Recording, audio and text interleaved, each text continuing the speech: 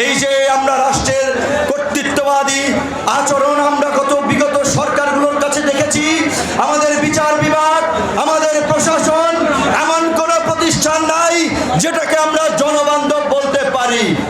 আজকে গণমাধ্যমের ভাইরা তারা ভালো করেই জানে, খবর প্রকাশ করার কারণে তাদেরকে লাঞ্ছিত হতে হয়, অপমানিত হতে হয়, হামলার শিকার হতে হয়। কাজে এই যে স্বাধীন সাংবাদিকতার পথ, এইটাও নিশ্চিত করতে হবে। বিচার বিভাগের স্বাধীনতা নিশ্চিত করতে হবে, জনবান্ধব প্রশাসন গড়ে তুলতে হবে, নতুন রাজনীতি গড়ে তুলতে হবে। তার জন্য এই ছাত্র জনতা কাজ করবে। এই রাষ্ট্রের সংস্কারের জন্য আমরা যেটা দেখতে পাচ্ছি, অল্প এই কিছুদিনের মধ্যেই শেখ হাসিনার স্বৈর শাসনের পতন হলেও নব্য একদল দখলদার, চাঁদাবাজ, লুটপাটকারী, মাস্তান বাহিনীকে আমরা এখন দেখতে পাচ্ছি।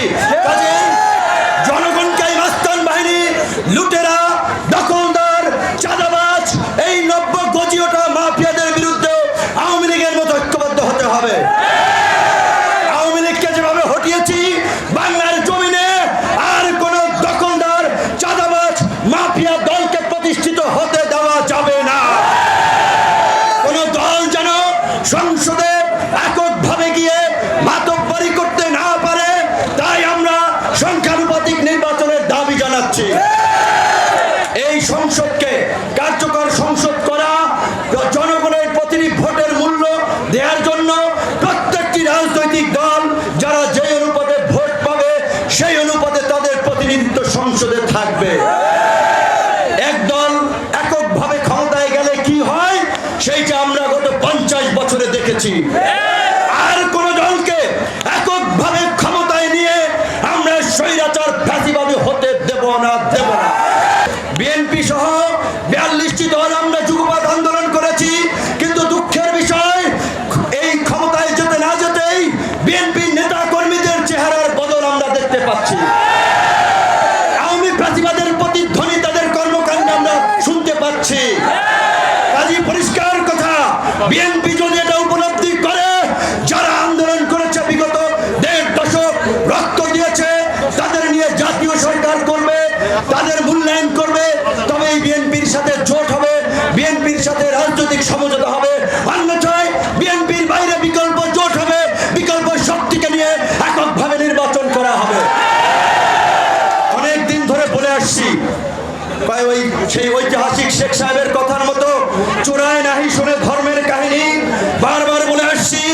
আওয়ামী দখলদার চাঁদাবাজদের হটিয়েছি, পত্রিকা অফিস দখল হয়ে যাচ্ছে, গার্মেন্টস মিল ফ্যাক্টরি দখল হয়ে যাচ্ছে, ব্যবসা প্রতিষ্ঠান দখল হয়ে যাচ্ছে, মানুষের গেট দখল হয়ে যাচ্ছে, চর দখল হয়ে যাচ্ছে। এই দখলদারির জন্য ছাত্র জনতা জীবন দেয় নাই, কিন্তু ওই যে চোরায় নাই শুনে ধর্মের কাহিনী, যারা এগুলো করছে তাদের কানে যাচ্ছে না।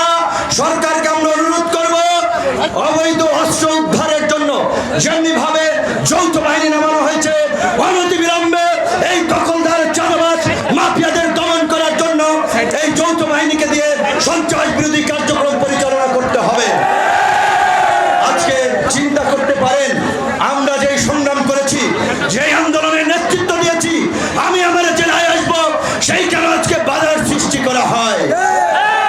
আমার দলের নেতা কেন্দ্রীয় আইন সম্পাদককে মিথ্যা মামলার আসামি দিয়েছে আশুলিয়াতে, ব্রাহ্মণবাড়িয়াতে আমাদের নেতা কর্মীদের পোস্টার ছিঁড়ে ফেলেছে, আরো কয়েক জায়গায় এই ঝামেলা ঘটেছে। আমার খালু লাউকাঠি যাতে থাকে, ইউনিয়নের পাতি নেতারা, সাথী নেতারা তাদেরকে হুমকি দিচ্ছে। হ্যাঁ, তোমরা পাতি নেতা, তোমাদের টপ লিডাররা আমাদের সাথে দেখা করার জন্য, মিটিং করার জন্য সময় চায়, বিনয়